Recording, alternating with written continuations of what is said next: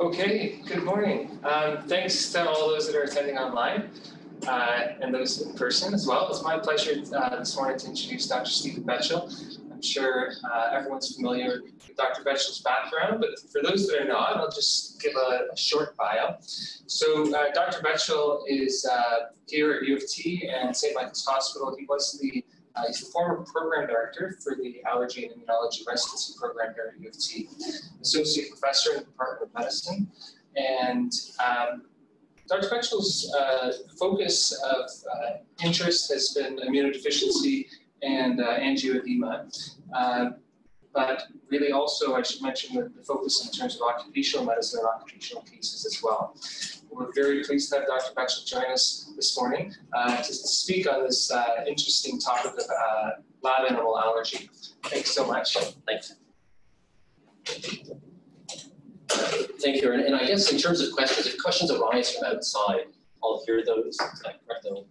They come up on the screen. If somebody's going to ask questions. They can actually ask. They can, and they can unmute their microphones to ask as well. So it's a pleasure. Thank you, Aaron, for the introduction. And looking back when I was going through my slide deck, the last time I gave a talk to occupational medicine rounds was back about a decade ago, and it was on multiple chemical sensitivity at the time. And those referrals have gone down, and I've actually seen more lab animal allergy than I have MCS, I think, in the past 10 years, but there haven't been a lot.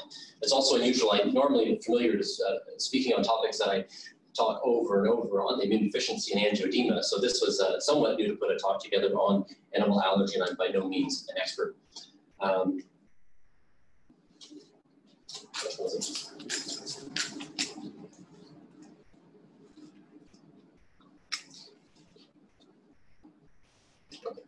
So just in terms of obligatory declaration of conflict of interest or potential conflict of interest, I either have received in the past or currently research funding, have acted as a speaker advisor for the organizations listed on the slide. So what are the objectives for this over the next 35, 40 minutes? They really are to understand the mechanisms that lead to lab animal allergy, to appreciate the risks associated with lab animal allergy, and to realize measures that can be taken to lessen the risk of lab animal allergy. How are we going to get there? I'm going to talk about a couple of cases that we published related to rodent anaphylaxis, epidemiology of lab animal allergy, or LAA, risk factors for LAA, clinical signs and symptoms, and surveillance and prevention methods that can be considered for these workers. So what was the case? So this is a case, two cases that we published back about 3 years ago with one of the allergy fellows who was rotating with us at that time. The first case I'll go over a bit and then come back to them in the end. So this is a 48-year-old woman who worked with animals for some time. Her past medical history was significant for asthma, an overactive bladder, and migraines. She was handling a rat when she was bitten through her gloves, and within 5 minutes she developed a diffuse pruritic erythema, followed by cough, chest tightness, and shortness of breath. Her symptoms were gradually reduced after several hours. She self-administered an antihistamine that she had as she used her bronchodilator. In this case, no epinephrine was given. She didn't seek any acute medical attention. The second case, this was a bit unfortunate. This was a 25-year-old laboratory animal worker, and she was actually demonstrating to a group of would-be animal workers how to handle them. And I guess the mouse got a little frightened by the audience and then bit her through the glove. And approximately 30 minutes in, she started to develop some facial erythema, some swelling, cough, and chest tightness. She had been bitten by mice in the past, but those bites had only resulted in local reactions at the site of the bite. Only other medication was an oral contraceptive and an antihistamine she was on for allergic rhinitis. At the time of the bite, she took an antihistamine that she had with her, but she didn't get much in the way of benefit, and later received additional antihistamine, corticosteroid, and bronchodilator in the emergency room that she went to. No epinephrine was administered in this case either, and her symptoms resolved after treatment in about an hour. So I know it can be hard to believe that something as cute as this can wreak such havoc at times, but it does, and quite significantly. So in terms of what lab animal allergy is, it's quite a common work-related condition that can result in serious consequences for affected workers. That leads to lost productivity, increased workloads for others that need to step in to fill in for duties where the affected individual may not be able to perform their task, and also increased healthcare costs overall because that ATP can extend outside of the workplace as well. Since 1989, NIOSH has recognized lab animal allergy as an occupational hazard. A third of lab animal workers will develop lab animal allergy symptoms as well. That's just quite significant when you think about general ATP at about 10%. More than 10% of those workers will develop occupational asthma, persisting even after the exposure of the offending allergen is removed. And that's not surprising. We see that in other forms of occupational asthma, and we see that generally. So an atopic individual who may become allergic to their cat, they may have some baseline ragweed allergy, they live with the cat, they develop the rhinitis, the conjunctivitis that then turns into asthma, they keep the cat for a number of years until symptoms are just unbearable, they get rid of the cat. During that time, it's not uncommon to see sensitization to other aeroallergens as well. So their pre-existing allergic rhinitis may get worse, they may sensitize to other pollens and other aeroallergens as a result of that. In terms of epidemiology, and again, the numbers really are quite striking. So 90,000, I was surprised, 90,000 individuals are exposed to lab animals in the United States work sites. Incidence is estimated at about 15%, and the incidence of asthma due to lab animal allergy is approximately 2%. The prevalence of lab animal allergy induced asthma ranges from 11 to 44%. There are quite broad ranges in terms of these numbers because of the types of animals that the workers may have been working with, the preventative measures that were used in those workplaces, as well as what's, and I'll talk about this a little later on, what is defined as sensitization versus true allergy. So you see quite wide ranges in these. So the incidence within the first few years of working with animals can range from 5 to 40% in studies. And again, because those definitions are so broad, you'll see this fluctuation. And the prevalence rates are also impacted by the affected workers that may have developed symptoms and they were so severe that they stopped working with the animals. So what is the mechanism? I think this is an important sensitization versus allergy. Sensitization refers to the generation of IgE antibodies to an allergen, but not necessarily the development of symptoms. Allergy refers to the occurrence of reproducible symptoms or signs initiated by exposure to a substance tolerated by non-allergic individuals and is mediated by specific immunologic mechanisms. So just how the pathway to sensitization in this case, so allergen is taken up by dendritic cells. Allergens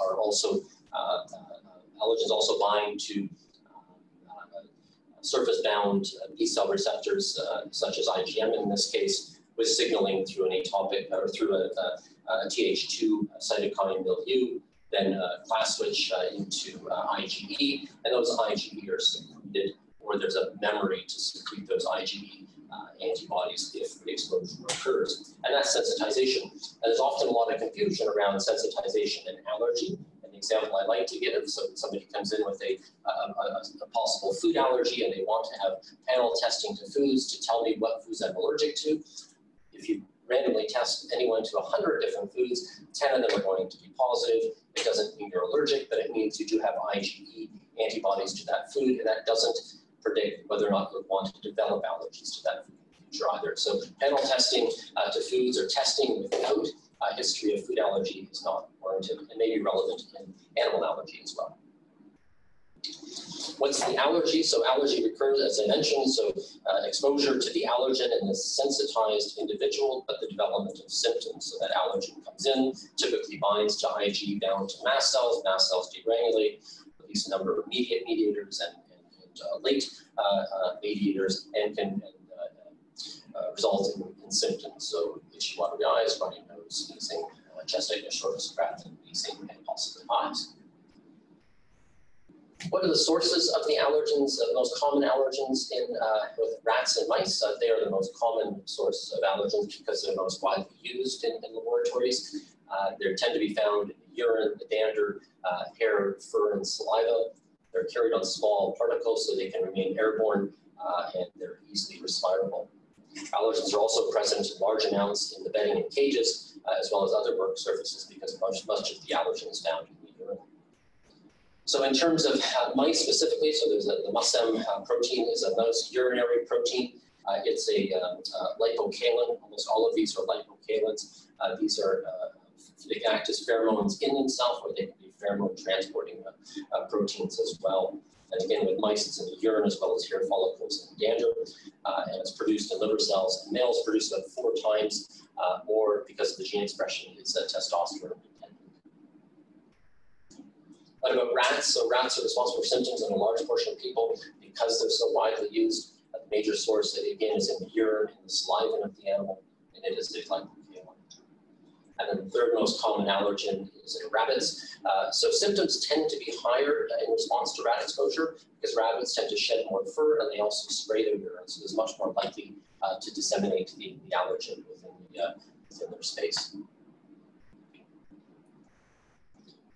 So where are the highest concentrations of these? So they occur when handling live animals in their soil bedding. So activities with the highest degree of exposure are cage dumping, cage changing, feeding, animal care, cages that don't have filter tops, high density cages, and non-absorbent bedding.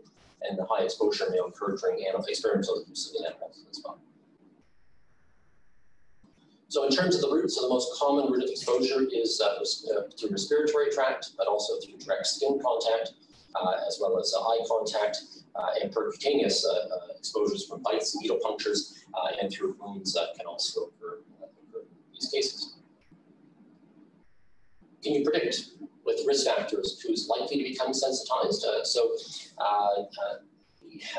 Likelihood of sensitization is related to the duration exposure beyond 2.8 years. So beyond 3 years, you're much more likely to become sensitized. And atopic workers were 11 times more likely to become sensitized when working with animals. So workers who had signs or symptoms of allergies before they were employed as animal handlers are more likely to develop allergy and animal-induced asthma. And animal workers who are particularly sensitized to domestic animals, so the cats and dogs, are more likely to develop sensitivity to laboratory animals and asthma than their non-allergic co-workers. What about smoking? So there have been some connections made between smoking and lab animal allergy. So according to the Canadian Council on Animal Care, if a smoker does develop lab animal allergy, they're 1.5 to 3 times more likely to be getting lower airway sensitization or symptoms as a result of that, but not more likely to develop the lab animal allergy in the first place. So the folks in Britain, so the British Occupational Health Research Foundation tried, as we often do, and done a fair bit of work with guidelines, try to develop some recommendations and grade the strength of recommendations. So they went through the associations and risks. How they rated this was based on strong, moderate, or limited data, insufficient or contradictory. And this was, I'll just go over the strong one, I'll leave the rest for you to read, but conclusions supported by at least 2 independent studies with high quality or good systematic.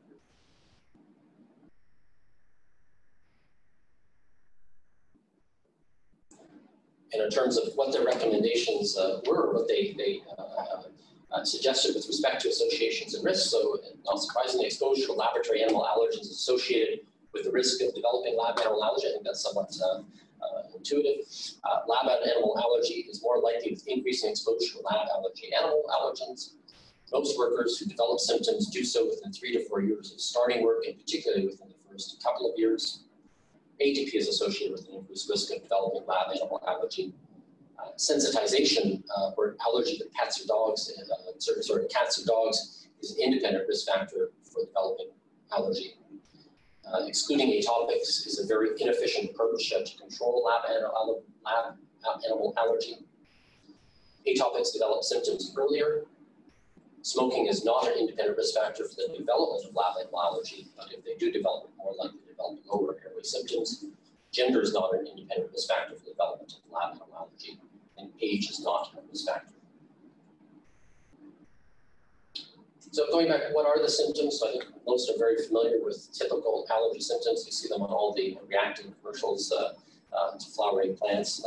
And we were just talking about Art Lesnoff, who was one of my mentors. And flowering plants don't, their pollen is not transmitted through air, so they do not result in allergic rhinoconjunctivitis. They have to be transmitted by insects. It's a very sticky pollen. It's the pollen you can't see. So when they use those flowery commercials, those are not airborne allergens. Anyway, I'm sure everybody's very familiar with those symptoms. So itchy, watery eyes, runny nose, and sneezing. Lower respiratory tract symptoms, wheezing, chest tightness, airway mucus production, coughing, shortness of breath, difficulty breathing, and hives. So in contact with allergens, particularly if the skin is broken down, an atopic, somebody who's atopic that may have atopic dermatitis may be more likely to have allergen and skin symptoms because of that. So in a study in the UK, the mean duration of employment before the onset of nasal symptoms was just under a year at 214 days, skin symptoms at nearly a year at 335, and exactly a year for the development of chest symptoms. And in another survey of 5,600 workers from 137 animal facilities, 23% had allergic symptoms that related to lab animal allergy. That's one of the largest studies. 82% had eye and nose symptoms, 46 had skin, and 33 had asthma symptoms. What about anaphylaxis? So again, not something we commonly see, but what are the symptoms of anaphylaxis? So multi-system, so anything from throat tightness, itching of the throat and mouth, dizziness, nausea, vomiting, loss of consciousness due to hypotension and arrhythmias as a result of poor perfusion, etc. It's a medical emergency, and epinephrine should be administered as soon as possible. So what about lab animal bites? So animal bites are more than any other form of exposure pose the greatest risk for resulting in anaphylaxis. It's rare to see anaphylaxis to any aeroallergen if there isn't some either ingestion or percutaneous exposure. And again, just a range of symptoms that can be seen in allergic individuals and airborne allergic individuals, and specifically lab animal allergy and lab animal workers. So again, the British Occupational Health Research Foundation went through this as well with their recommendations in terms of clinical and occupational outcomes. So upper respiratory tract symptoms, the eyes and the nose occur more frequently than skin symptoms or asthma. Laboratory animal rhinitis and lab animal asthma frequently was a comorbidity, and that's not surprising. We often see that. Very rare to see lower airway allergic disease without upper airway symptoms. Lab animal rhinitis either precedes or coincides with the onset of lab animal asthma.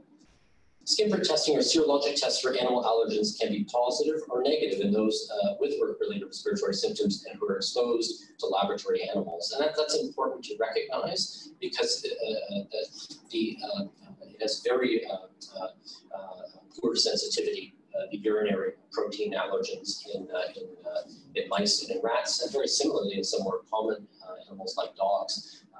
It's not uncommon to see a negative skin test or CAT testing in somebody who clearly has sensitization based on clinical history. And those are the things that led to quite a range in the reported incidence and prevalence of lab animal allergy. So work-related respiratory symptoms in workers exposed to lab animals can be caused by agents other than laboratory animals. So there may be other allergens in the workplace that coexist with the lab animal allergy, such as mites and the bedding. Some workers who develop lab animal allergy can continue to work with reduced animal contact or with the aid of respiratory protective equipment and or prophylactic medication. What can we do to help prevent it? So broadly divided into 4 groups. So changes or alterations in engineering, change in workplace practices and good housekeeping, personal protective equipment, and administrative, and at the administrative level as well. So in terms of recommendations by the Canadian Council on Animal Care, ventilation and relative humidity, so directional room ventilation, negative flow laminar ventilated cage racks, or ventilated racks assist in reducing the amount of particles in the lab room air. Relative low humidity results in higher levels of dust and allergen levels. So your relative humidity around 50 to 65% reduces the quantity of allergen being aerosolized as well. So you want to keep it more humid, not drier. So in terms of bedding, so sawdust, wood chips, and bedding results in higher levels of aerosolized allergen in rodent rooms, but proposed processed paper products and absorbent pads result in lower levels in aerosolized allergens, and it's a win-win for everybody. What about cleaning and sanitization? So there are high levels of cleanliness results in reduced levels of allergens circulating in the laboratory animal rooms. Avoid dry sweeping, so all the sweeping should be done wet so it doesn't predispose to aerosolizing the allergen. Bag and correctly disposed of waste material, bedding, don't leave it sitting, and dispose of shipment or transfer boxes promptly as well. They'll have a lot of allergen because of the urination during shipping. What about personal protective equipment? So air purifying or air supplied respirators and gloves can significantly reduce exposure to animal allergens, but again, very difficult to work with for extended periods of time. Good personal hygiene, washing hands and showering after working with the animals, not touching the face and eyes when you're in there. It's very easy to do that subconsciously, to reach up and touch eyes or nose. Remove PPE and wash hands after working with the animals, so don't wear them outside of the facility. And wear uniforms or scrubs instead of suit clothing, so it can be shed and you don't take those allergens home with you.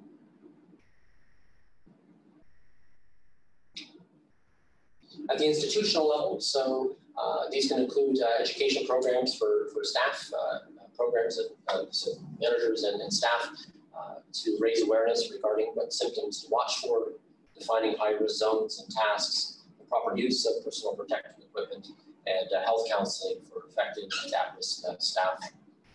In terms of health monitoring of persons at risk, so improved so also includes monitoring and also improved engineering standards for ventilation and relative humidity for the provision of appropriate personal protective gear, and avoid transporting animals as much as possible. So don't take them from lab to lab or within the lab. Try to minimize transfer to minimize dissemination of allergen. So again, the British Group Summary of Health Surveillance Recommendations. The specific scope, content, and periodicity of screening should be determined by an assessment of exposure risk. As a general guide, anyone exposed to animal allergens for more than 2 hours a week should be included in this program. Individuals new to animal work should be screened more frequently during their first few years of exposure. And screening should include inquiry into symptoms of skin disease, upper and lower airway disease, and conjunctivitis. Asthmatics should additionally be screened to identify exacerbation of symptoms or deterioration in control, and workers reporting symptoms should be assessed by an experienced occupational physician. In terms of the strength of recommendations that the group made, so health practice, so nothing was really high in this group, but health practitioners should provide workers at risk of occupational asthma with health surveillance at least annually and more frequently in the first years of exposure to try to identify those that have developed symptoms. Health practitioners should provide more frequent health surveillance to workers who develop rhinitis when working with agents known to cause occupational asthma, and ensure that the workplace and working practices are investigated to identify potential causes and implement corrective measures. Health practitioners should take measures to protect workers diagnosed with occupational asthma from further exposure to its cause in the workplace, and the likelihood of improvement or resolution of symptoms or preventing deterioration is greater in workers who avoid further exposure to the causative agent.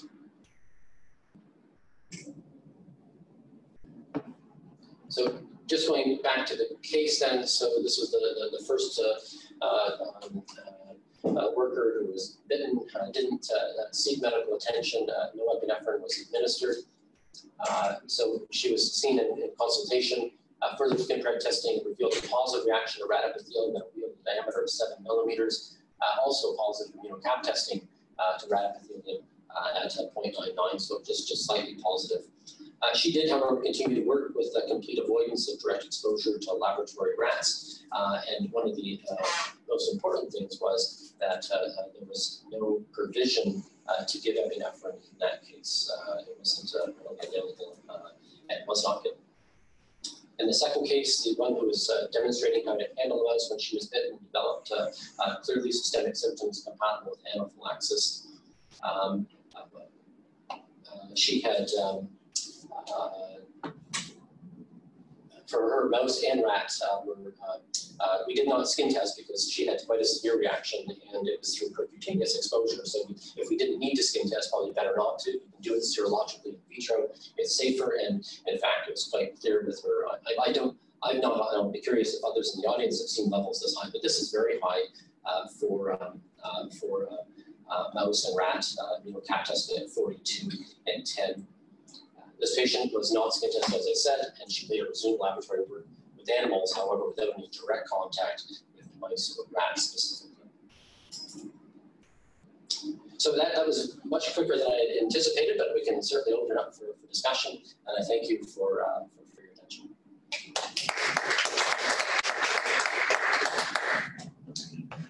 That was great. Oh, Lynn, go ahead. So this is a question which is something you said which intrigued me, which was the point that anaphylaxis was much more associated with basically punctures and not just kind of skin or respiratory exposure.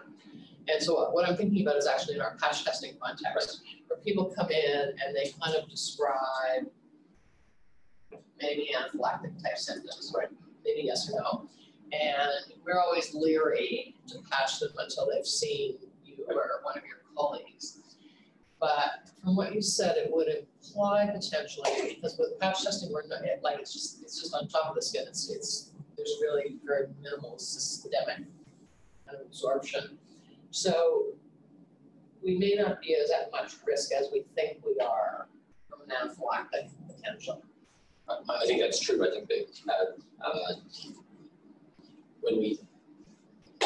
so to put this into the context. Can you just kind of repeat the question? The question was that she was intrigued by the fact that the anaphylaxis required percutaneous exposure of the allergen, and that there's often concern with patch testing if patients come in with a history of possibly systemic symptoms. If you patch them, is that perceived risk a real risk, and do they need assessment for possible anaphylactic-like symptoms with exposure, perhaps before full patch testing going on 48, 72, or 5 days?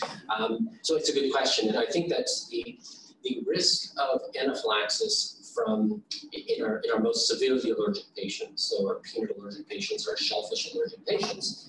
We still do skin tests with those patients. So we still do prick the skin and get a reaction. They can anaphylax, but it's very uncommon.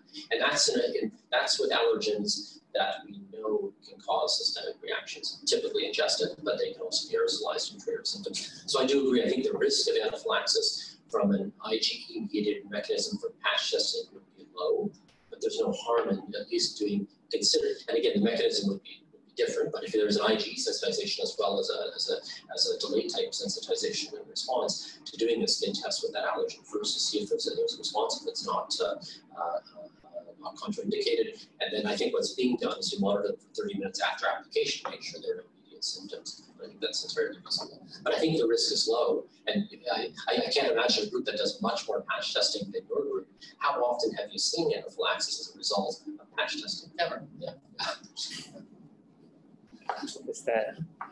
That speaks volumes, given the number of patch tests. I had a question around the accommodation for a worker with established allergy. So, typically,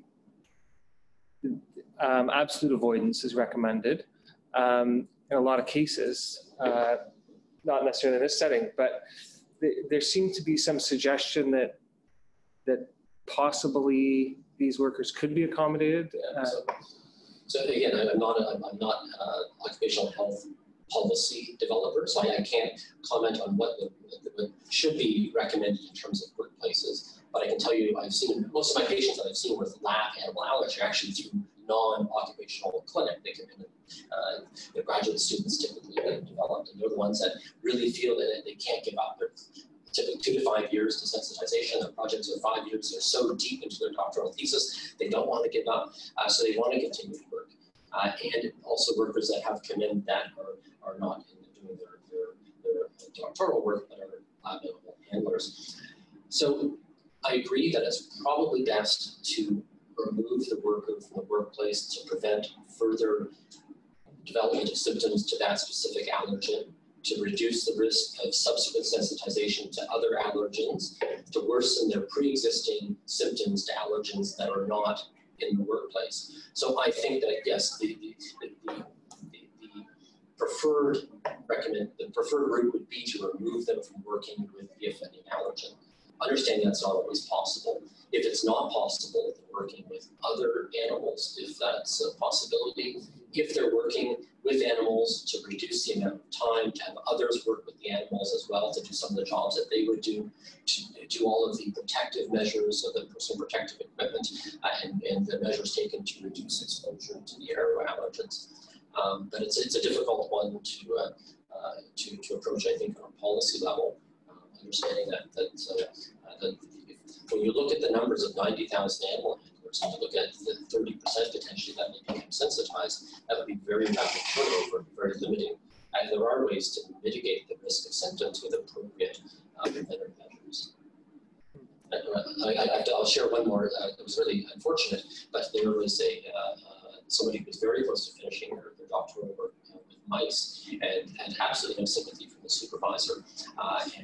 Instead of trying to find another way to either have another non-sensitized worker come in to complete the work, they simply gave the project to another graduate student. So it's very real, and that's not uncommon. That's the people who come in who are the graduate students end up either reassigned, they lose their projects, or they continue to work because it's just too important to solve. So that would suggest that this might be like, so we're always concerned about underreporting of kind of most of the occupational diseases, but this is one particular exposure scenario that may be very underreported, as you say, is people will self-manage with their antihistamines and their bronchodilators and whatever, and just persevere because they've got strong motivation to do it. I agree. I was surprised that I must say, rather than doing the literature search around the time of the publication of these cases, going back to it now, I'm not aware, and people in the audience may know, and people phoning in may know, there seems like there's a lot of variability from institution to institution with respect to measures that are taken to reduce sensitization, and very unclear to me if there are clear surveillance programs that are monitored. And it would seem, given these numbers, it would really lend itself to monitoring, much like it was done, and I think Gary's in the audience, and with Susan with the dental workers, and sensitization to latex. I don't know if what level of surveillance is being done at these institutions. It may be very good, I just missed it, but it doesn't seem like there was clear, uniformly followed surveillance practices. On that surveillance note, one thing that struck me was the British Occupational Health Research Foundation, they were very non-committal in terms of the pre-placement and use of the immunocap testing as part of either pre-placement or surveillance.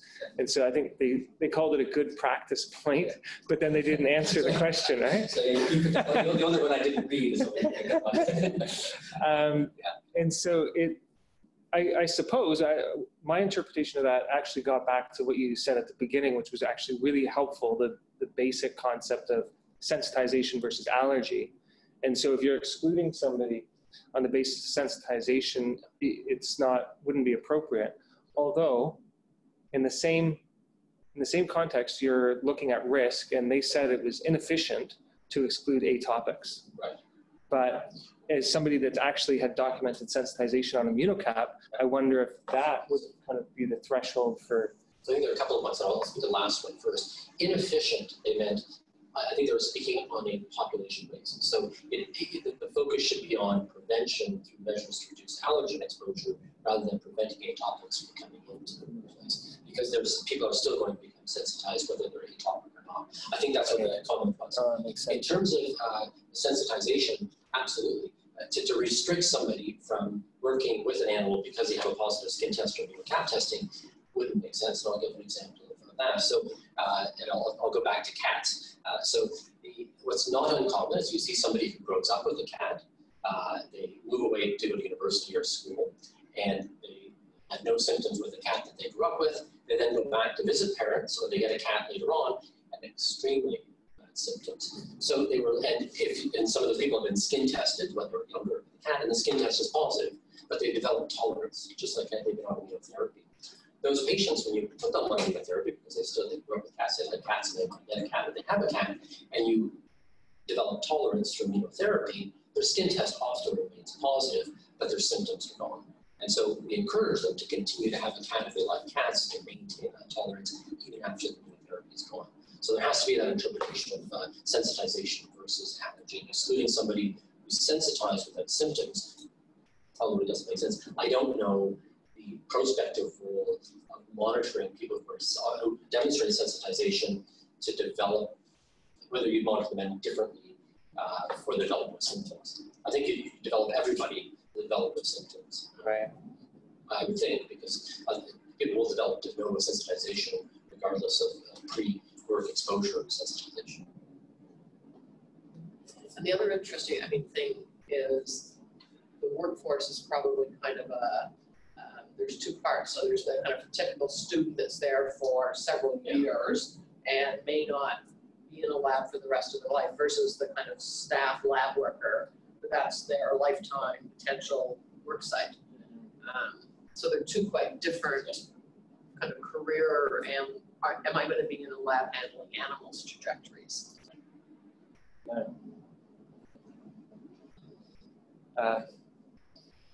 And the other interest with the humidity, it hadn't been something that I thought about in terms of decreasing the aeroallergen exposure. And then you run into this fine line with the ASHRAE standards around, they should be less than 70, I think is what the ASHRAE currently says, to minimize mold growth. And so I can't remember, I think 55. So it's getting close to that. But quite often that humidity level isn't reached in most workplaces, but maybe in... It goes lower. It goes lower. It goes lower, yeah. That's great. Let me just see if there's any other... Nobody's speaking up online. Okay, is there any other discussion here? Just that it's interesting because we went through a process 2 years ago in identifying priority allergens and irritants, lung and skin, as part of the ministry's occupational disease action plan. And when we were considering kind of sensitizing agents for the lung, we ended up with isocyanates, which kind of, and there were a variety of reasons. They were changing the regulation and things, but I think again, it's actually probably one of the most common occupational asthmagens in a way, and we kind of we don't think of it as much. So I think it's something which kind of, it's good that you're talking about it, because I think it's one of the more common ones that we kind of. Yeah, 30% sensitization rate. That's some of the older studies with latex and nurses in the UK. At least one of them was up at that level, around 30%. And so, isocyanates. I think it really would be interesting to see it. You raise a good point, and it's not going to focus on my research, but I'm sure that this is a territory that likely would lend itself to somebody doing something, a resident trying to get some data, and some Canadian data specifically on this. Okay, well, that's great. Thank you so much. Fantastic rounds. Thank you.